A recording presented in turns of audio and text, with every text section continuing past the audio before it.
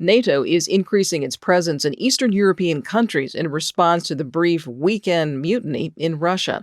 And student loan borrowers are waiting for the Supreme Court's decision on the debt forgiveness program.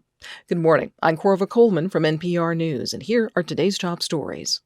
The full effect of last weekend's aborted mutiny in Russia by the mercenary Wagner Group isn't yet known.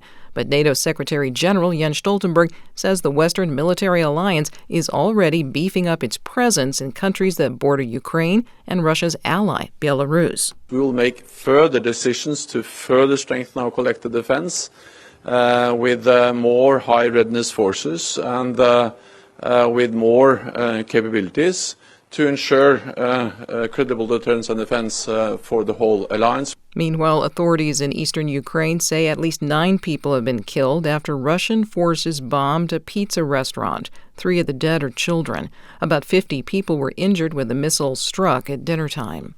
Millions of student loan borrowers are awaiting the Supreme Court's decision on the legality of President Biden's debt forgiveness program. It's aimed at providing financial relief to millions of Americans.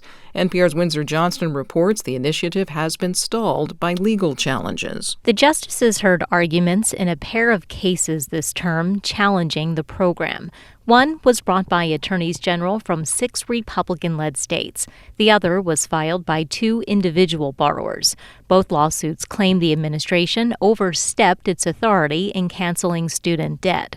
White House Deputy Press Secretary Olivia Dalton says the administration does have that right. We are confident in the legal arguments that we've made. We certainly hope the Supreme Court agrees, because we know all too well what the stakes are for millions of students. The administration's plan provides debt relief for up to $10,000 for most borrowers and up to $20,000 for recipients of income-based Pell Grants.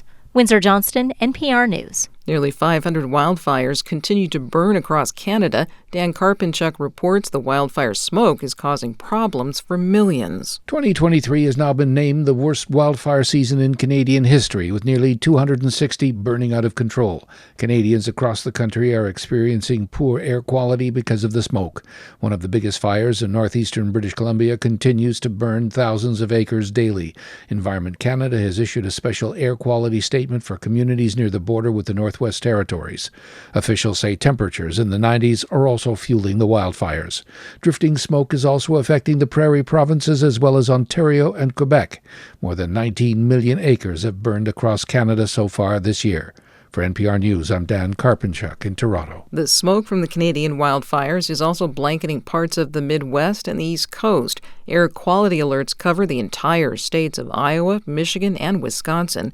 Parts of Illinois, New York, Maryland, and Pennsylvania are also affected. One tracking site, IQ Air, says some of the worst air quality is in Detroit and Chicago. It's NPR.